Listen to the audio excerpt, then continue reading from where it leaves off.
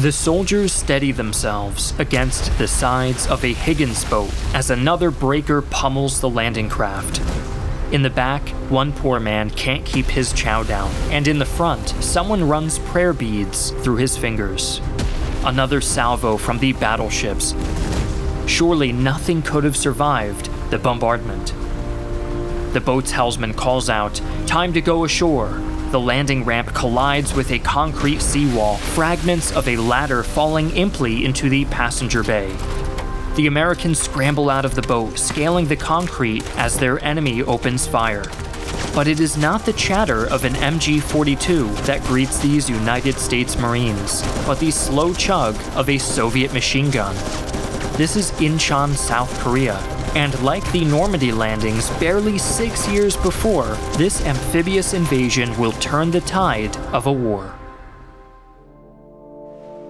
Hi, I'm Griffin Johnson, the Armchair Historian. The seeds that would grow into the Korean War were sown in 1945, when the Soviet Red Army invaded the peninsula following its declaration of war on Imperial Japan, which had held Korea since 1910. Soviet forces advanced down the peninsula until they reached the 38th parallel, then halted while the US troops landed in the south and moved to meet them, splitting the peninsula in two. The Soviets established a communist provisional government in the north, elevating Kim Il-sung, a hero of the insurgency against Japan, to the head of government. Consolidating power, Sung declared the formation of the Democratic People's Republic of Korea. Espousing democratic socialism, but practicing brutal authoritarianism. With North Korea lost to communism, the Americans decided to push back by establishing the First Republic of Korea. But this state was hardly a bastion of liberty and democracy. If you're a regular viewer, you no doubt enjoy quality historical content created with love, care, and attention to detail. That's why I'm happy to announce that this video is sponsored by History Courses, a brand new website that provides in-depth courses on many different areas in history. Enjoy hours of carefully curated historical content, and engage with the course's creator via the Q&A feature. Full members can also choose between streamed lectures or downloads complete with comprehensively cited and annotated transcripts in downloadable PDF format.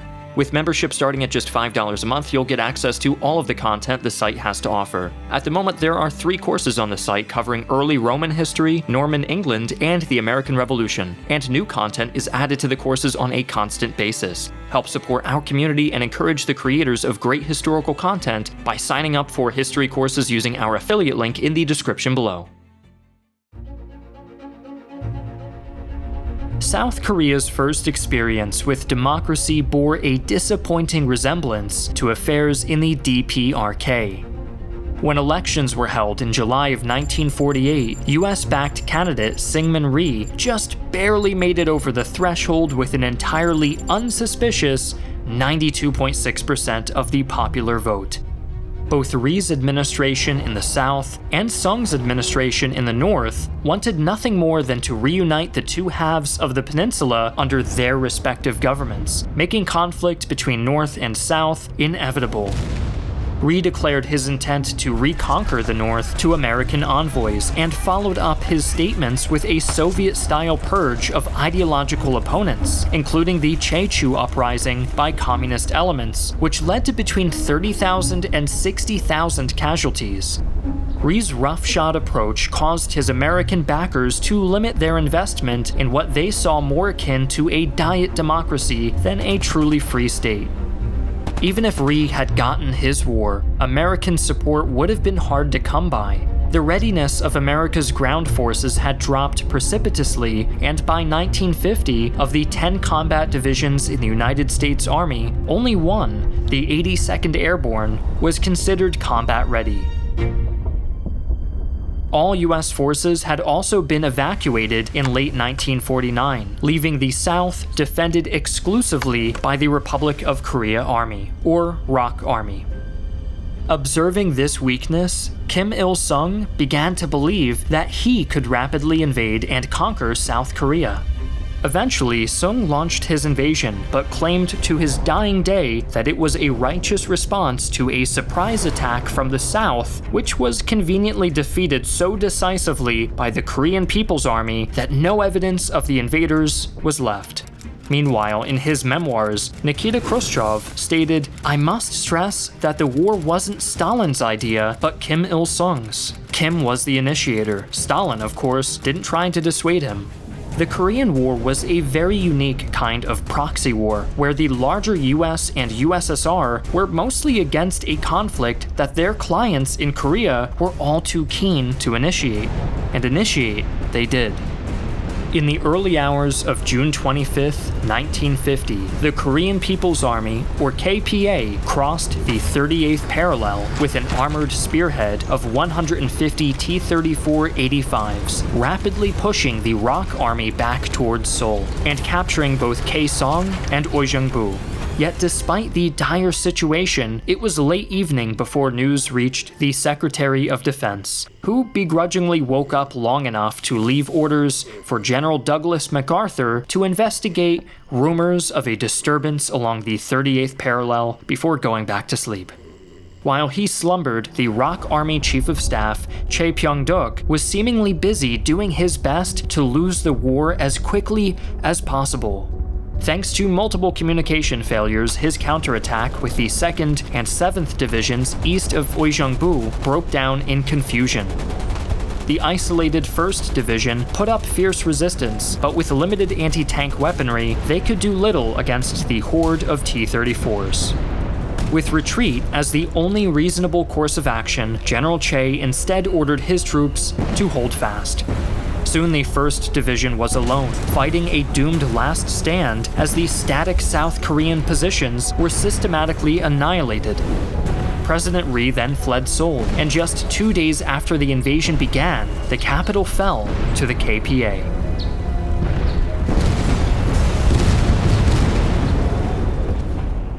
General MacArthur then ordered the commander of the 8th U.S. Army, Lieutenant General Walton Walker, to prepare all available forces in the Far East and immediately dispatch them to South Korea. This turned out to be a depressingly tiny force, consisting of only the 24th Infantry Division, armed with a charmingly vintage arsenal dating back from the Second World War. Even worse, only 6 transport planes were available, which could carry a single battalion. This battalion was designated Task Force Smith and was quickly launched to secure the vital port of Busan. At dawn on July 5th, Task Force Smith engaged the KPA for the first time at the Battle of Osan, but their equipment proved useless against KPA tanks, and they were quickly overwhelmed. However, they did hold just long enough for the bulk of the 24th Infantry Division to secure Busan. Unfortunately, all other actions the 24th participated in afterward were abject failures, and the unit eventually sustained over 6,000 casualties, including its commander. But these sacrifices bought time for the United States to mobilize its full military might. Within days, America had established total air and naval superiority. The Korean sky constantly filled with withering bombing raids on both the invading army and North Korean infrastructure, yet Kim Il-sung refused to back down, and on August 4th, the KPA launched an all-out assault on the perimeter around Busan. The KPA found the Americans well dug in, and the assault morphed into a protracted battle of attrition. But the perimeter came close to collapse on August 15th, when a push across the Naktung River by the KPA's elite troops managed to carve a salient known as the Naktung Bridge. Only the timely arrival of reinforcements averted disaster, all while American air and naval assets kept the North Koreans from consolidating their gains as they proceeded to devastate KPA supply lines. While the battle for Busan raged on, General MacArthur was busy coordinating an amphibious landing at Incheon, 100 miles or 160 kilometers behind enemy lines. When told that Incheon was heavily defended and that adverse sea conditions made any landing a daunting prospect anyway, MacArthur responded thusly, The very arguments you have made as to the impracticabilities involved will tend to ensure, for me, the element of surprise. For the North Korean commander will reason that no one would be so brash as to make such an attempt. Being so brash, MacArthur got the plan approved in late August, and to everyone's surprise, the landing at Incheon proved a massive success. This forced the KPA to pull forces away from Busan, allowing the defenders to stage a breakout on the 25th.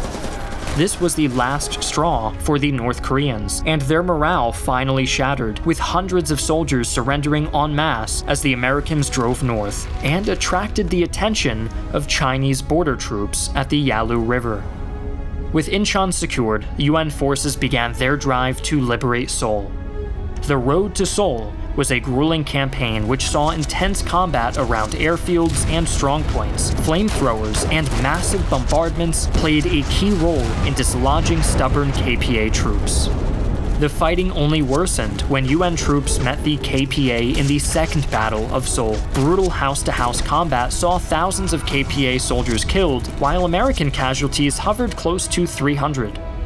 UN forces ultimately seized the city on September 28th. The invasion of South Korea had been defeated not just by American forces, but by a coalition including Thai, Ethiopian, British, Canadian, and Dutch soldiers coming together for a truly international response.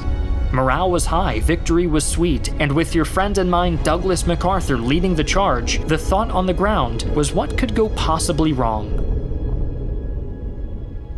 With South Korea secured, MacArthur and his superiors were left debating whether or not to go for a killing blow against Kim Il-sung's regime.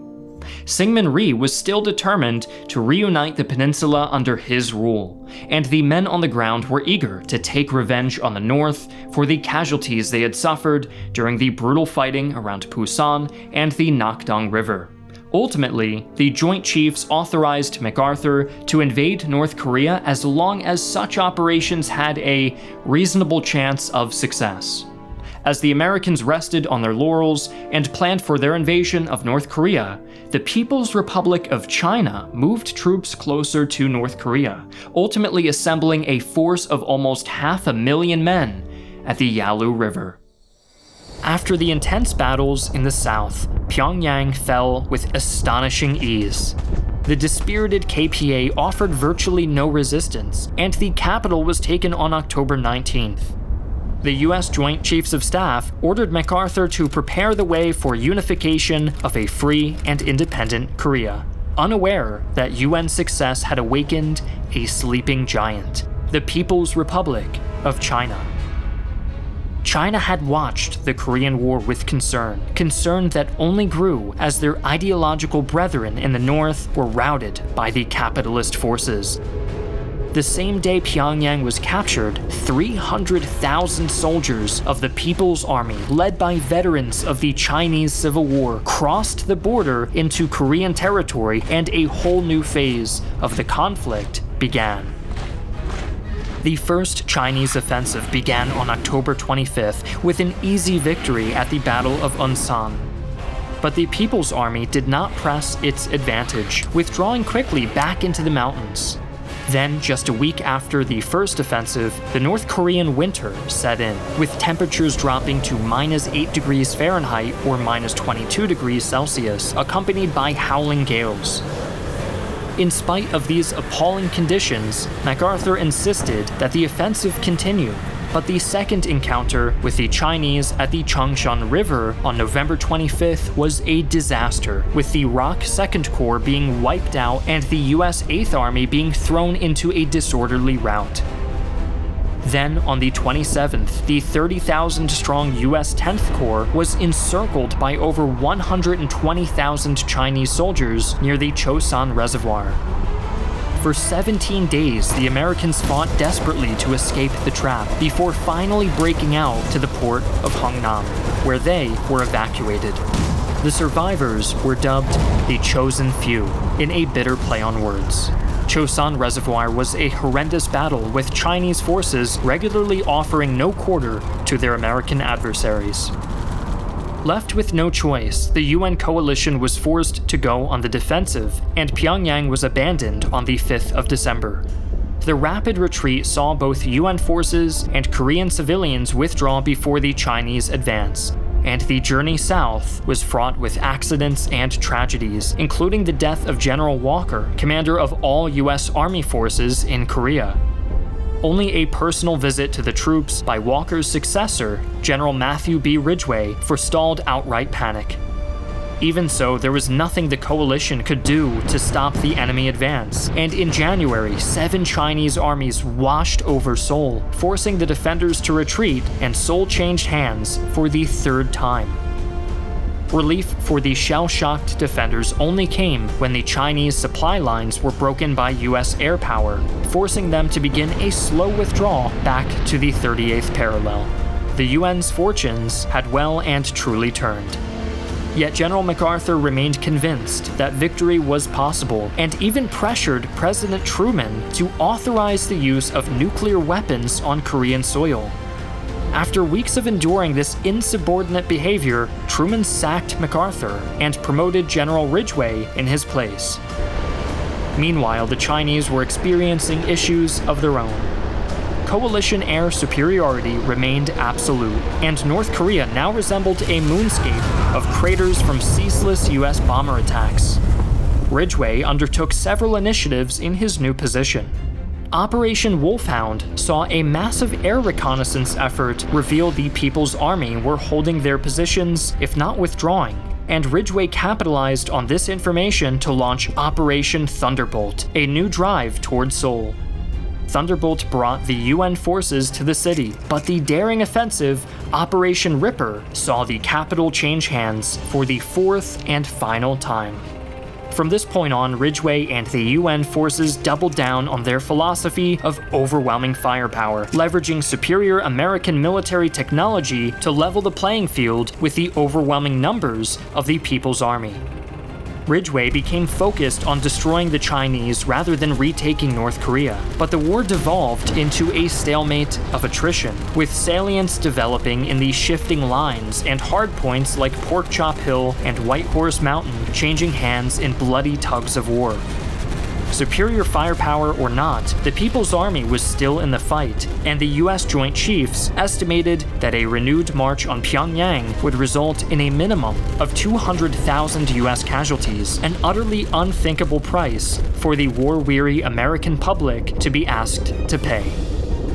As the UN troops duked it out with the Chinese, politicians in Washington began to push for a settlement.